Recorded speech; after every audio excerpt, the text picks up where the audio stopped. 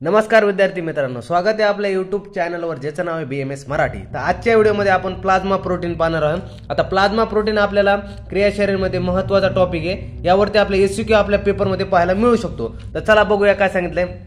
आता plasma protein काय आहे? When form elements are remove from blood a straw colour fluid is left which is called as plasma. म्हणजे काय म्हटलं, जेव्हा ब्लडमधून आपण फॉर्म एलिमेंट म्हणजे काढून टाकतो तेव्हा जे स्ट्रॉ कलर फ्लुइड राहतं त्याला काय म्हटलं? प्लाझ्मा म्हटलंय। आता ब्लडमध्ये कसं असतं, ब्लडमध्ये दोन कंपोनंट असतात, एक फॉर्म एलिमेंट्स असतात आणि प्लाझ्मा असतो। जे फॉर्म एलिमेंट असतात ते 45% असतात आणि प्लाझ्मा 55% असतो।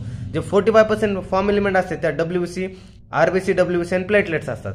तर जे प्लाझ्मा असतो त्यामध्ये सॉलिड आणि वॉटर असतं। जे वॉटर असतं 55% जे वॉटर असतं, म्हणजे 55% जे प्लाझ्मा असतं त्यातलं बी 91 to 92% वॉटर असतं आणि 8 to 9% काय असतं? सॉलिड असतं। आणि ते 8 to 9 सॉलिड असतं पर्सेंट, त्यामध्ये कसं असतं 8% ऑर्गॅनिक सबस्टन्स असतो, 0.9% इनऑर्गॅनिक सबस्टन्स असतो आणि गॅस 0.1% असतो।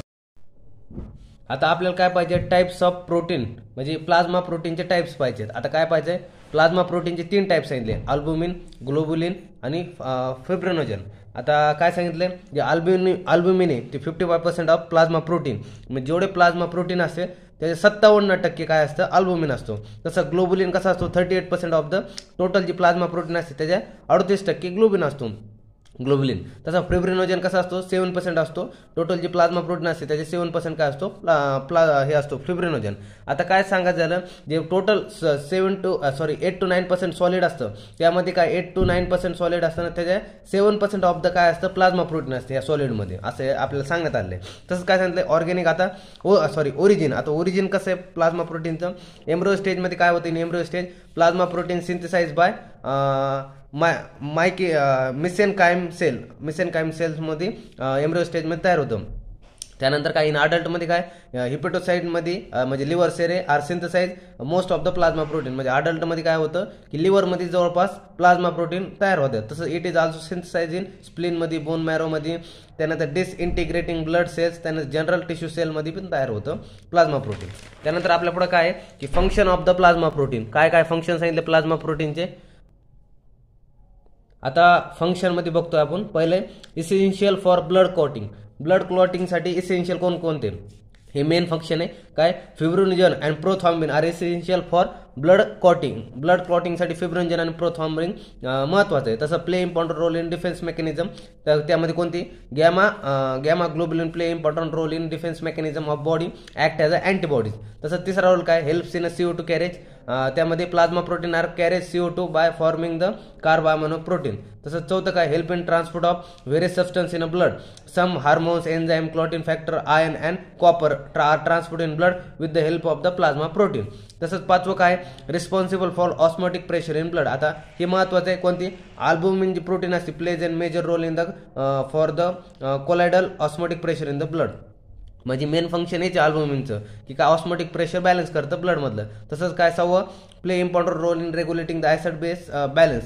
हे कोणतं? Albumin play important role in regulate of the acid base balance of the blood by its buffering action.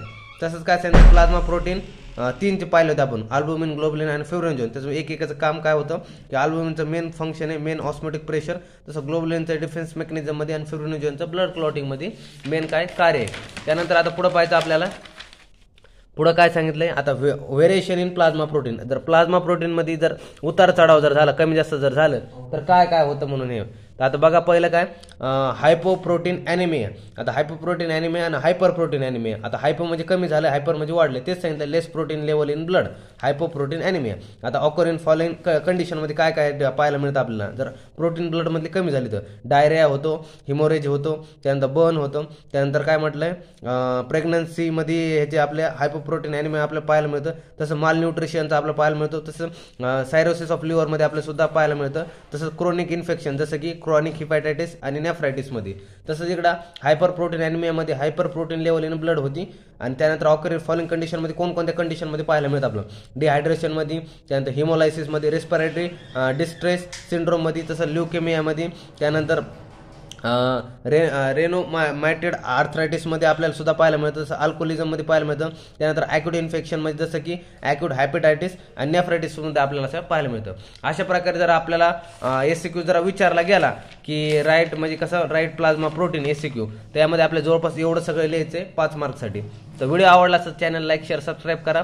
आणि जर असेच जर नवनवीन आपले म्हणजे मॉडर्नचे तुम्हाला जर व्हिडिओ पाहिजे असेल तर कमेंटमध्ये नक्की सांगा. चालतंय, भेटू नवीन व्हिडिओमध्ये. तोपर्यंत धन्यवाद.